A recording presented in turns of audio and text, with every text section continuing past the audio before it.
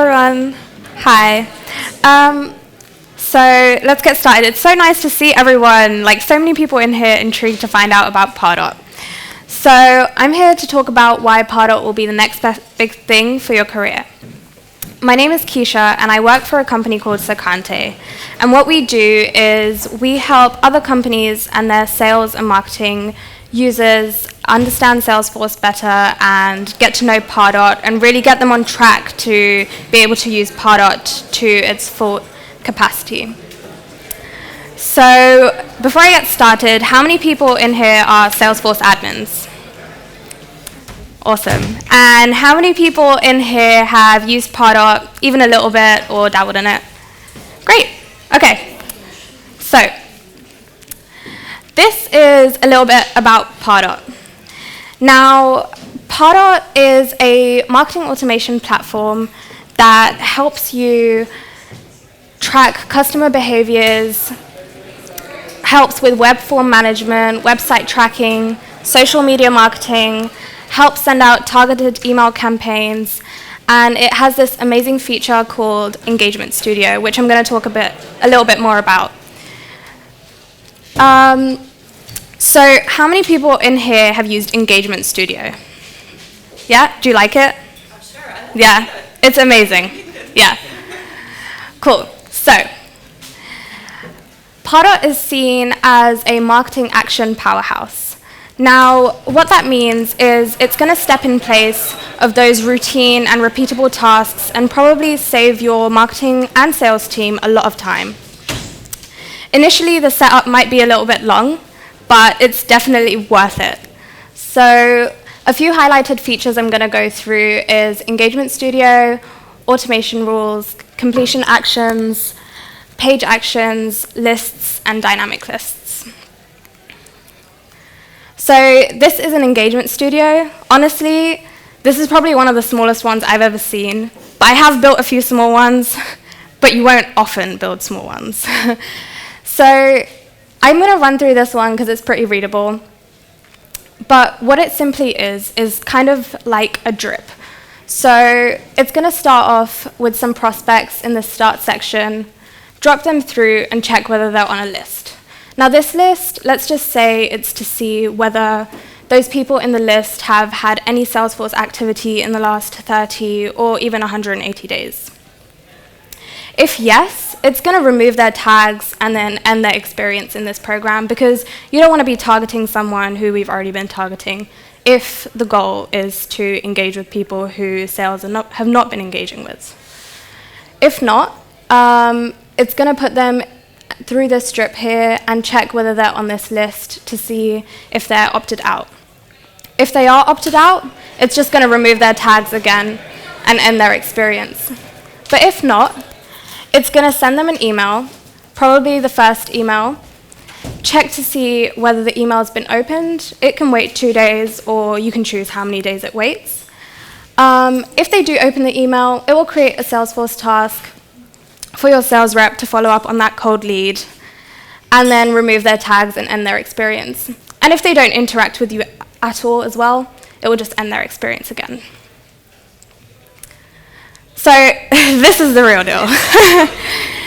This is probably what you'll end up creating, and this is something that I've created, and it takes a long time.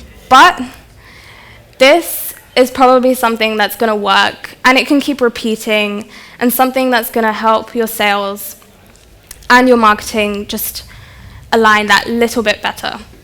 So let's say, for instance, you, again, had a group of people that you hadn't reached out to in a very long time, and if you had a company which had different products and those products had different add-ons, you could have different lists in here which would then check those people whether they're on those lists and nurture them down a stream to keep them engaged about a current product that they might be using if they are a client, and to keep them engaged with product add-ons that they can add. That's an example from something that I created, and it's still running with my previous company, which they're using all the time. So let's go on to the next thing. Now, I know this isn't as graphically beautiful, but automation rules are also super important, and they do a lot of the heavy lifting in Pardot. So automation rules is basically a list of criteria, which is then followed by an action. So different actions can be where you remove a prospect from a list, if you want to assign them to a CRM campaign, if you want to assign them to a Salesforce task, or even assign them to a queue. There's a few more actions which you can also take, but those are the main ones. So next here we also have completion actions. So completion actions are a bit similar to automation rules, but they're different in the aspect that it's looking at the end user interaction. So by this, I mean, if someone opens your email, you can add a completion action at the end of that email to say if anyone has opened that email, they get added to a list.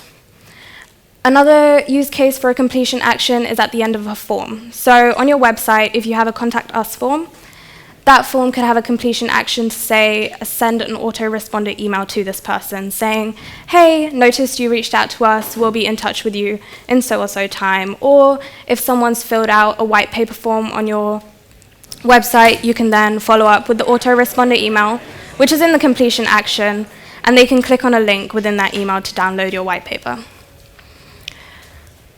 Just over here, dynamic lists. So dynamic lists are lists which pull prospects in through a set of criteria. So you can have or rules and you can have and rules and set the criteria in that way. You also have static lists in Pardot, which is a bit like a bucket. So you have to manually put everything in and manually remove everything. And there's a place for both of those in Pardot.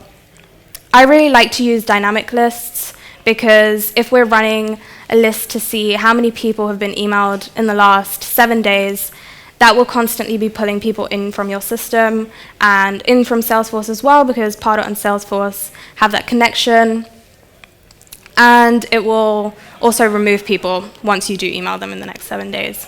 Whereas if you want to do that statically, I wouldn't recommend it. But if you're going to do that statically, you'd have to automatically, manually put those people in and remove those people. So, oh, that looks a bit weird. Okay, why should you care? So, Pardot has had a tremendous growth over the last couple of years. And their sales team has doubled in size. There's also things like automation rules and engagement programs, which I think are pretty awesome and very, very fun to use and do. It shares its data directly with Salesforce, and seeing as a lot of you are admins in here, you guys already have so much Salesforce knowledge. So using Pardot, it's just you guys are gonna be amazing in that software. So you probably already know this as well, but you can get certified as a Pardot consultant or as a Salesforce Pardot consultant. And it forces you to revisit the details of the platform. Retaking those release exams keep you sharp and they keep you on the ball. It's also just a piece of paper, but it really demonstrates what you're talking about, and it's super marketable on your resume. So I'd totally recommend it. You also get added to a Pardot admins group. Now, I know it's kind of secret, but I don't know if it's that secret. But it's like on Facebook or Twitter. So if you know about it, then you know about it. But yeah, so if you want to follow me on Twitter, that's my Twitter handle. We have at Socante our blog, which you might have heard of, the Spot for Pardot. So totally get onto that, and you can add me on LinkedIn too. Does anyone have any questions? Hey. Yeah, as a person who never worked with marketing tools, Yep. How much Pardot different than Marketing Cloud at all? So Pardot is really that automation tool. I think Pardot is different in the aspect that you can go in and build those engagement programs, you can go and build lists, even with your email lists. So if you're sending out an email, you can do that through email templates, which can sit in your engagement programs. They can also sit as autoresponder emails. So everything is kind of in one big platform. That would be my take on it. But yeah. I have a question Yep. in regards to dynamic content. Yes. So normally companies, the smaller ones, so that has like 1 million users, right? Since they found out about Pardot, they say, oh, so in engagement, I can, in emails, the logo will be this and the content will be that according to the segmentation. Can you do this? And normally consultant, yeah, sure, that's the functionality.